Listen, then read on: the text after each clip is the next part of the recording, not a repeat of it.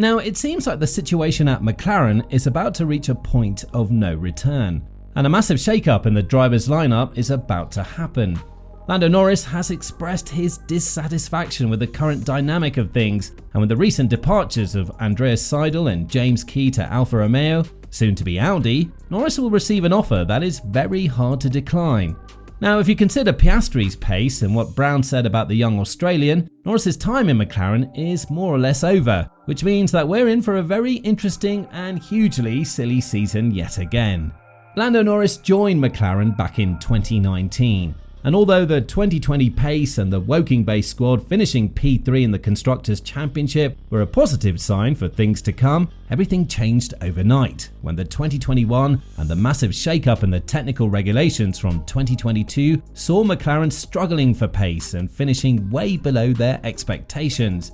To top that off, they're one of the slowest teams in 2023 as well, as their season started in the most disappointing way possible, with Andrea Stella, their new team principal, saying that the team got the design wrong before the first race of the season even started. All of this saw Lando being very dissatisfied with how the dynamic was going, and earlier this season, he gave the team an ultimatum of 2 years before they gave him a competitive car for wins. According to the young Briton, McLaren won't have any excuses if they don't win races in 2025, with him expecting the bad pace to continue for the remainder of 2023 and the entirety of the 2024 season.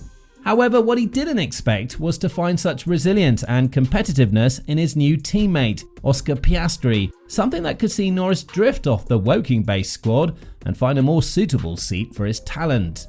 Ever since Piastri came into the sport, it was evident that the F1 community had acquired a notorious talent. You don't get to win F4, F3 and F2 if you're not a good driver, and this is something we've been able to see regularly in 2023 as well. Even though Piastri has a bad car, just like Norris, his race pace is often much better than the Britons, and he's been able to absolutely drive the wheels off that struggling MCL 60, something that you wouldn't expect as quickly as he's done it. Furthermore, the fact that he was able to outperform Norris in Barcelona, even though he started 6 places behind him, goes to show that during the race, Piastri seems to be the one that delivers better results, even though he's behind on points compared to Norris. I'm not saying that he's the better driver in McLaren, he lacks the experience that Lando has with the team, and you don't get to beat Ricciardo in the same team if you don't have the talents as well. But Piastri is proving to be a very difficult nut to crack. And this has been confirmed by Norris as well, who compared the younger Aussie to his compatriot Ricciardo, further adding, "He's doing a very good job handling the pressure, which is the very strong point I've seen in him. He's calm, controlled and quick. So I think he has a lot what you need. He's pushing me more than I've had in the last few years, which is good for us as a team."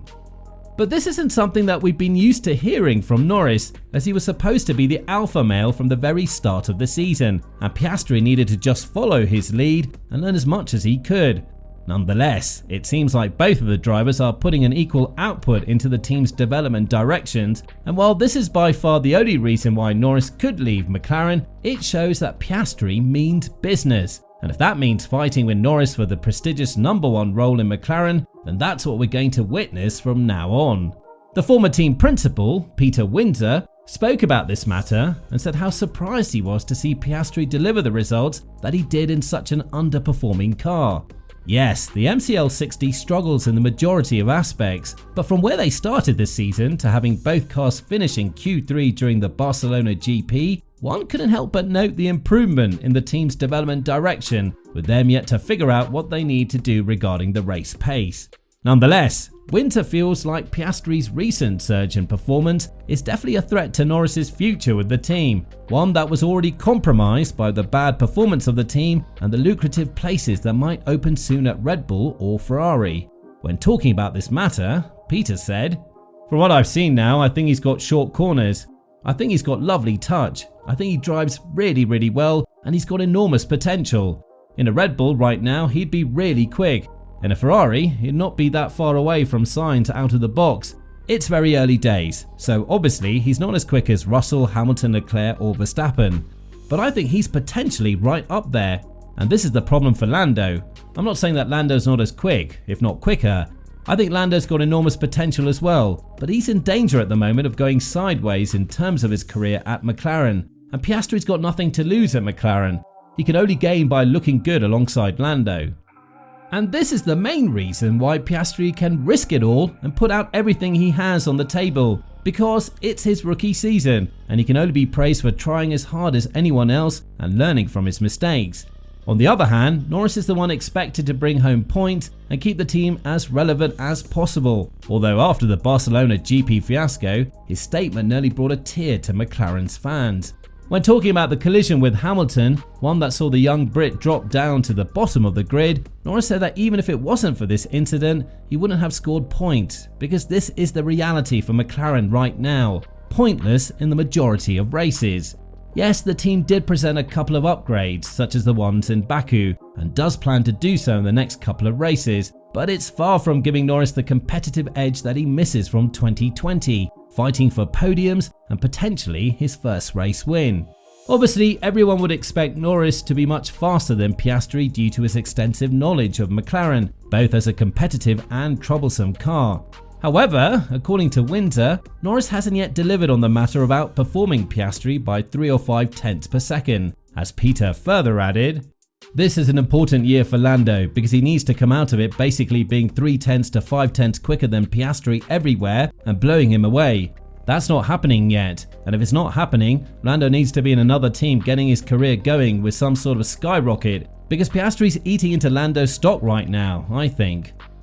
Windsor is not the only one that's spoken praiseful of Piastri's recent surge of performance, with team boss Zak Brown also acknowledging that the Woking-based squad found an unbruised gem in Piastri, and that's the decision to bring him over and poach him from Alpine last year was probably the best one the team could have done at that time. Brown has praised Piastri for not making any big mistakes in 2023, something that's currently happening with De Vries as he's had a bit of time to spend with an F1 car.